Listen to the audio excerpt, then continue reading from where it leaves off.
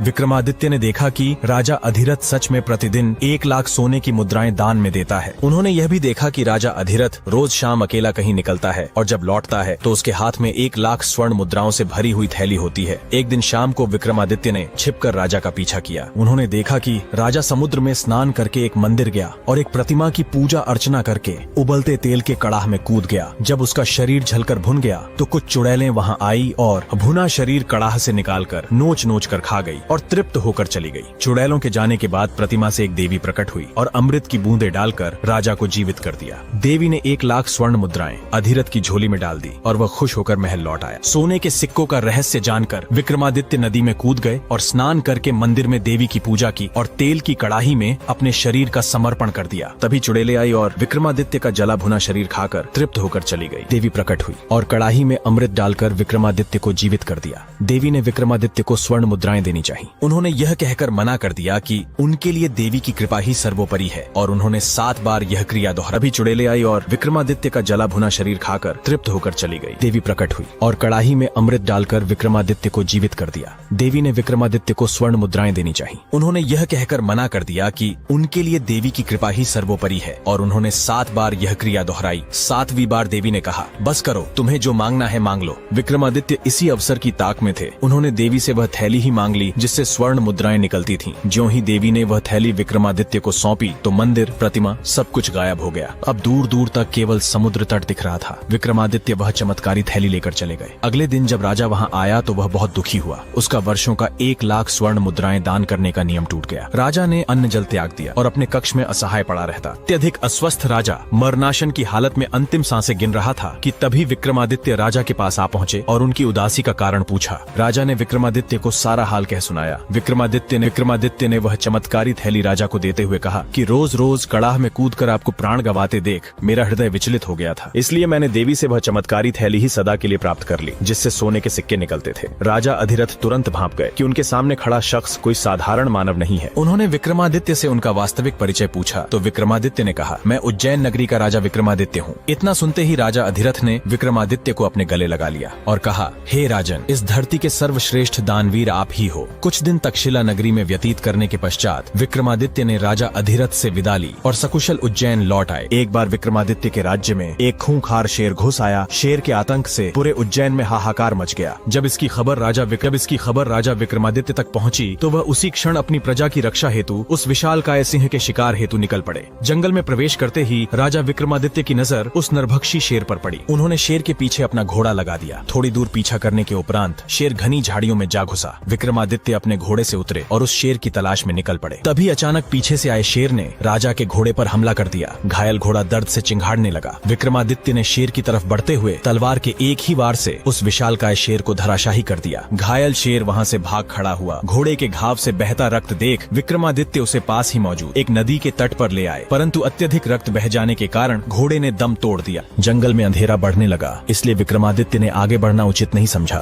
वे पास में ही मौजूद एक वृक्ष के नीचे बैठ गए। तभी कुछ क्षणों बाद उन्होंने देखा कि नदी में कुछ हलचल हो रही है। नदी में तैरता हुआ एक शव आ रहा है और उस शव को एक तांत्रिक और एक बेताल ने पकड़ा हुआ है। दोनों आपस में झगड़ रहे हैं। वे दोनों झगड़ते झगड़ते किनारे आ पहुंचे। दोनों उस शव पर अपना अपना अधिकार जता रहे थे। तांत्रिक का कहना था कि यह शव उसने तंत्र साधना के लिए पकड़ा है और बेताल उस शव को खाकर अपनी भूख मिटाना चाहता था। दोनों में से कोई भी अपना दावा छोड़ने को तैयार नहीं था।